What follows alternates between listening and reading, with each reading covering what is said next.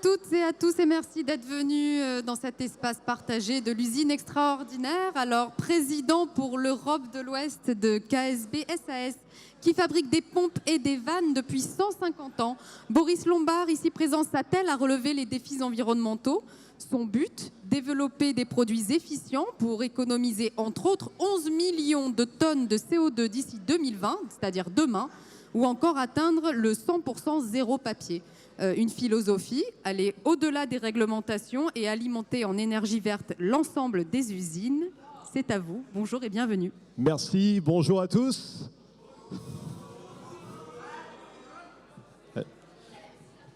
Mon nom est donc Boris Lombard, je suis ingénieur de formation et je travaille dans cette entreprise qui s'appelle KSB depuis maintenant 3 ans, mais j'ai à peu près plus de 20 ans d'expérience dans l'industrie. Et aujourd'hui, je vais vous parler de pompes. Alors, ne regardez pas vos chaussures si je vous parle de pompes. Les pompes, il y en a partout. Et les pompes, c'est ça. Les pompes, c'est un système qui permet de véhiculer de l'eau dans les circuits hydrauliques, de donner en quelque sorte un coup de boost au circuit hydraulique.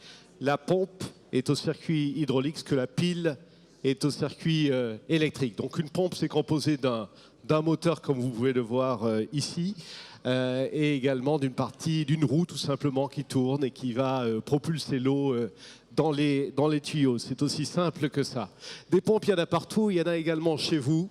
Ici dans la région, nous avons beaucoup d'applications avec des pompes. On ne les voit pas, mais elles sont présentes un petit peu partout dans notre environnement. Alors si vous regardez par exemple ici sur la carte de la région, vous avez des pompes à Toulon pour vider les cales du port. Vous avez par exemple des pompes ici à Marseille, non loin d'ici, dans la première centrale de géothermie marine qui se trouve ici à Marseille, première centrale française. Je vous en dirai un petit peu plus tout à l'heure. C'est la centrale Tassalia qui permet de chauffer et de climatiser les bâtiments d'Euroméditerranée qui se trouvent juste à côté. Et puis vous avez des pompes également pour récupérer, véhiculer les eaux usées. C'est le cas par exemple ici sur la station d'épuration souterraine de Marseille. On utilise aussi des pompes pour transporter le pétrole. Pas loin d'ici, du côté de Martigues, Fos-sur-Mer, nous avons des pompes qui permettent également de véhiculer le pétrole brut. Et puis, en Camargue, un peu plus loin, nous utilisons aussi les pompes pour lutter contre les crues, contre les inondations. On a doublé la capacité de pompage sur place pour protéger le littoral et les cultures. Et puis, autre exemple, à Nîmes. À Nîmes, on a des pompes dans un réseau de chaleur. Un réseau de chaleur, c'est ce qui permet d'amener de la chaleur aux radiateurs chez vous, aux radiateurs dans les maisons. Et il y a des réseaux de chaleur, des réseaux d'eau chaude urbains. Et pour véhiculer cette eau-là, on utilise bien évidemment des pompes également. Donc vous voyez, des pompes, il y en a un petit peu partout. Et les pompes, ça consomme beaucoup parce que ça tourne tout le temps, ça consomme de l'électricité et forcément ça a une empreinte écologique. Alors qu'est-ce que c'est qu'une empreinte écologique? Voilà une définition qui me semble assez juste. L'empreinte écologique d'une installation industrielle, c'est tout simplement l'impact sur l'environnement déterminé par la quantité de matières brutes et de ressources non renouvelables consommées pour fabriquer ces produits, ainsi que par la quantité d'émissions, d'effluents et de déchets générés au cours du processus de fabrication. Donc ce qui est important sur une pompe, c'est 2 choses. La manière dont on la fabrique, nous, chez KSB, l'empreinte écologique que nous allons laisser en tant qu'industriel lors de la fabrication, et puis l'usage de la pompe, puisqu'une pompe, ça tourne, et en tournant, ça consomme, et ça peut même consommer beaucoup. Et c'est ce que vous voyez ici, lorsqu'on regarde finalement l'empreinte écologique de la pompe et lorsqu'on essaie de répartir les effets sur l'environnement de la fabrication de la pompe par rapport à l'usage, je reviens en arrière, par rapport à l'usage de la pompe, on s'aperçoit que c'est essentiellement dans son usage, lorsqu'elle consomme, lorsqu'elle est installée, que la pompe chez nos clients va consommer de l'électricité et laisser à 98% son empreinte écologique. Donc il faut à tout prix qu'on travaille sur l'efficience des produits que l'on fabrique, que l'on conçoit, pour que l'empreinte écologique qu'il laisse soit la plus réduite possible. Et pour cela, je vais prendre un exemple. Et cet exemple, c'est le circulateur de chauffage. Le circulateur de chauffage, c'est ce qui permet, sur une installation de chauffage classique, avec donc des radiateurs, de pousser l'eau dans les tuyaux. Normalement, vous avez une chaudière en bas de l'immeuble ou chez vous dans la maison. Et vous avez une petite pompe. Cette pompe, c'est un circulateur et c'est ce qui va permettre de faire circuler l'eau dans les tuyaux de l'installation. Et ce circulateur, cette petite pompe de chauffage qui est installée sur la chaudière, elle consomme beaucoup. Elle consomme beaucoup parce qu'elle tourne tout le temps.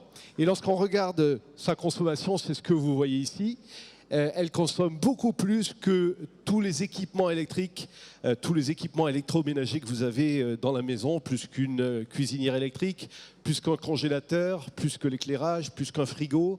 Bref, c'est une petite pompe invisible dont on ne soupçonne pas l'existence, mais qui consomme beaucoup. Donc ce que nous avons fait, nous avons travaillé sur l'efficience de ces pompes-là, sur l'efficience des circulateurs. Et vous voyez que nous avons ramené sur des circulateurs à haut rendement, ici tout en haut, le coût annuel du circulateur de 150 € par an à 9 € par an. Donc on a réduit la consommation du circulateur à plus de 80%. Et ça paraît rien sur une maison, mais en fait c'est beaucoup, parce que lorsqu'on multiplie l'effet par tous les circulateurs qui sont installés, on s'aperçoit qu'on arrive à des quantités d'économies qui sont assez substantielles. Et ça, c'est grâce à la réglementation et grâce à l'Union européenne. Comme c'est le cas sur les frigos, lorsque vous allez chez Darty acheter un frigo, vous retrouvez la classification énergétique du frigo, A, B, C. Nous avons fait la même chose sur les pompes et sur les circulateurs. C'est ce que nous avons fait dès 2013.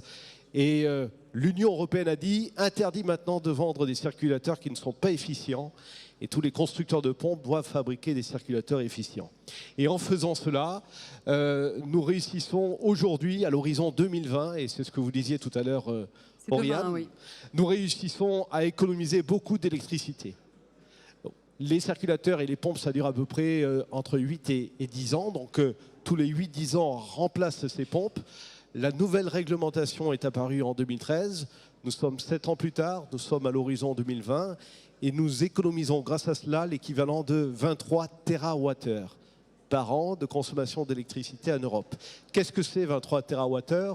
C'est la consommation annuelle d'un pays comme l'Irlande et c'est 11 millions de tonnes de CO2.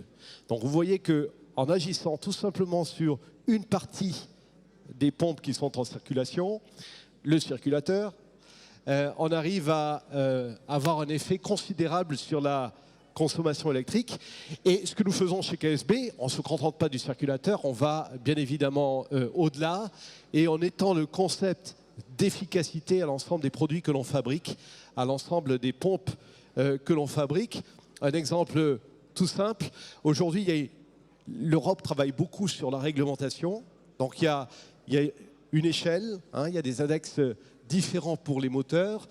Nous sommes aujourd'hui au niveau IE3, c'est ce que dit la réglementation. Et ce que fait KSB, ce sont des moteurs d'efficience 2 fois supérieure au niveau IE5.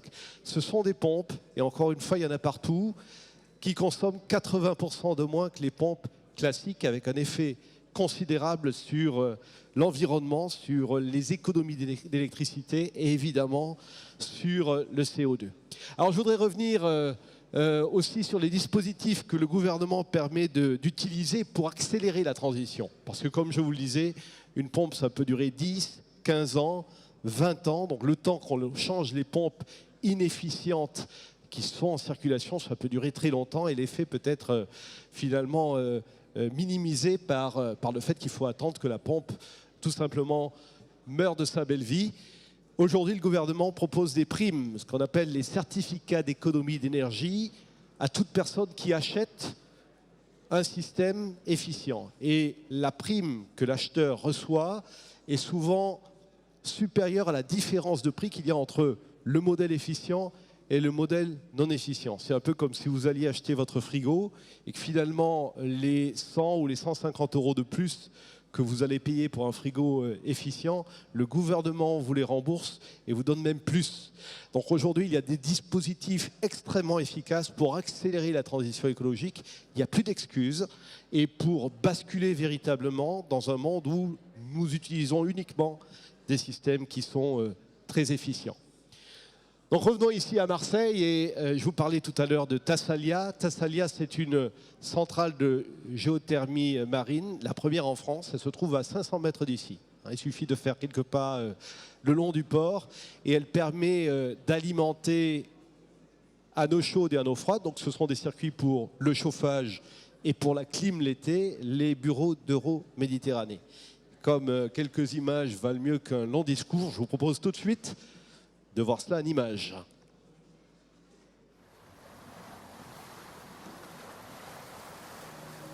Tassalia est la première centrale de géothermie marine en France.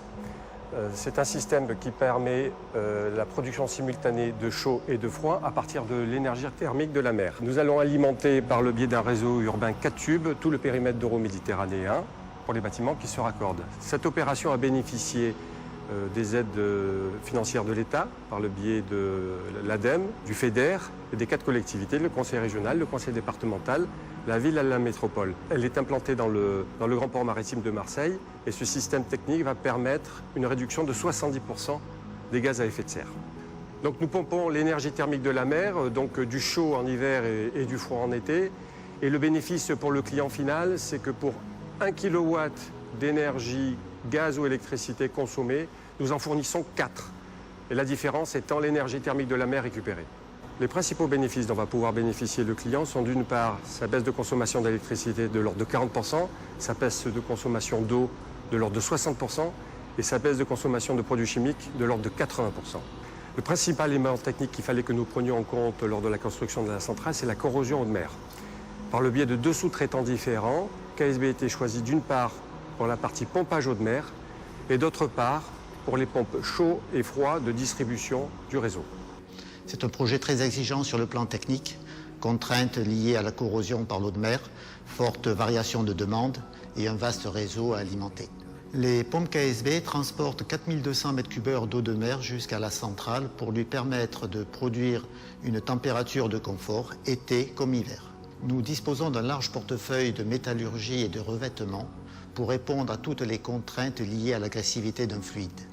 Sur le projet Tassalia, les vannes KSB ont été revêtues d'un élastomère ou d'un plastomère et les pompes eau de mer ont été fabriquées dans un acier duplex, nuance mise au point par KSB. De façon générale, nos clients industriels nous reconnaissent ce savoir-faire majeur. KSB est fier d'être précurseur dans le domaine de la géothermie marine, une énergie d'avenir, propre et responsable. Je vous laisse conclure.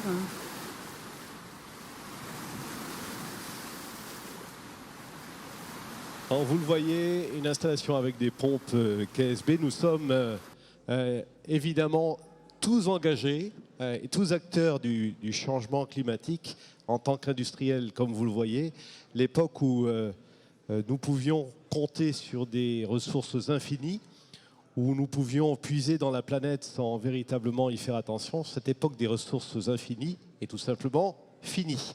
Merci. Merci Boris Lombard, vous pouvez l'applaudir. Merci pour cette intervention.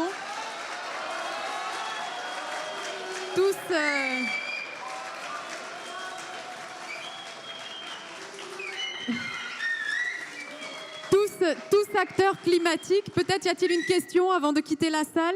Une question? Personne? Merci à tous. Je vous laisse vous diriger vers la sortie qui est sur votre droite. Merci.